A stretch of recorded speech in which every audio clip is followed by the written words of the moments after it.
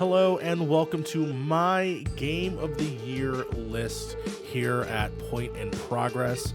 2023 has come and gone, and it's now my time to share all of the games that I loved this year, including some games that I hope that if you've never heard of, this is an opportunity to share awareness and to give people the shine that they deserve.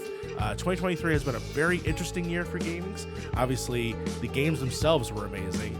The news, not so much, but hopefully with 2024 right here, new year, new start, let's see what we can do. But until then, here are my 5 games of 2023.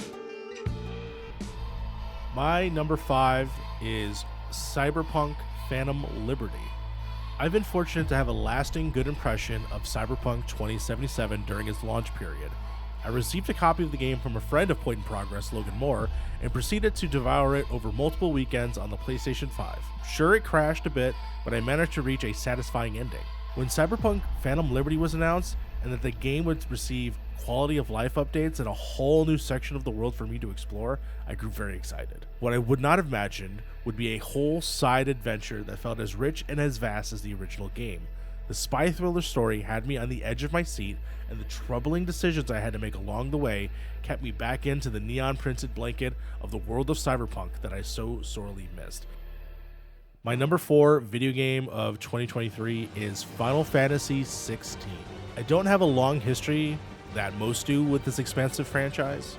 I dabble throughout my life with the spin-off titles like Final Fantasy Tactics or the lesser connected Kingdom Hearts game series. I broke through that franchise barrier with Final Fantasy 15 and with the 7 remake, which were one of my top favorite games of their respective years. So what happens when you combine the elements of Final Fantasy, Devil May Cry, and a massive hard-on for Game of Thrones? Well, you get the wonderfully action-packed and yet touching story of Final Fantasy 16. Clive Rosenfeld will go down as one of my favorite characters in video games and is wonderfully portrayed by Ben Starr. The moment-to-moment gameplay with all the different fighting styles you collect throughout your time with the game, it keeps it fresh and feeling alive and vibrant. The boss battles were some of the best I've ever experienced in my lifetime, and the music, oh boy, the music. And I hope I get to revisit this game and feel the fun and the heartbreak over and over again. Number 3 of my favorite games of 2023 goes to Legend of Zelda Tears of the Kingdom. I knew by the end of the year I was expected that Tears of the Kingdom was still going to hold a massive impact on me. The experience of Breath of the Wild has never left my mind, even after I turned off my Nintendo Switch. With the announcement of the sequel happening, I was both excited, but also terrified of returning to a setting that so many years later, I wondered if that magic was still there. And I'm happy to say that Legend of Zelda Tears of the Kingdom is an incredible companion to an already amazing Breath of the Wild. It keeps the exploration elements and adds fun new ways to explore the ever-changing Hyrule. The Zonai devices made the discovery and creativity of the game stand out. The underworld and the sky map add so much height and so much depth to an already iconic world. The story that we got this time around was more substantial and had stakes that propelled me to the ending where nothing else mattered until the final confrontation with Ganon himself.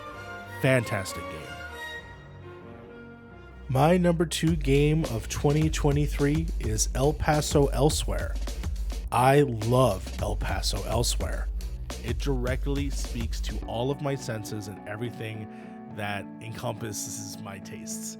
It is a Max Payne-like, it is a horror game, it's a romance game, it's absolutely bonkers through level-to-level game design. The more that you progress through it, the more expansive that the ideas come alive, as well as the different characters that you meet along the way. The creatures and monsters are fun, sort of revamped versions of classic Universal monsters. The character of Dracula is fascinating and interesting. By the way, the hip-hop soundtrack, oh my god, it's so goofy and lovable and awesome. I love it. So goddamn fun.